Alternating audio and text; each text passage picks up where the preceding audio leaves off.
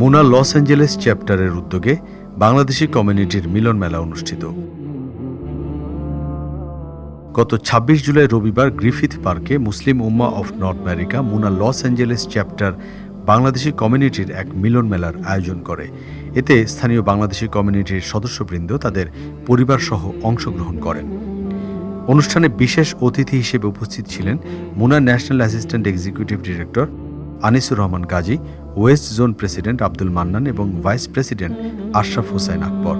তারা অংশগ্রহণকারীদের সঙ্গে সময় কাটানোর পাশাপাশি সংগঠনের বিভিন্ন কার্যক্রম নিয়ে মতবিনিময় করেন।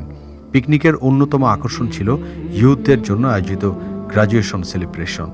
এছাড়াও আয়োজন করা হয় শিশুদের জন্য বিভিন্ন খেলাধুলা ও প্রতিযোগিতার। এদিকে পিকনিক ভেন্যুতে নিজেদের ফান্ডিং ক্যাম্পেইন সফলভাবে চালিয়েছে বলে জানিয়েছে North American humanitarian aid and relief NAHAR. আর হলিউড মসজিদও তাদের দাওয়া কার্যক্রম সফলভাবে চালিয়েছে বলে নিশ্চিত করেছে কর্তৃপক্ষ।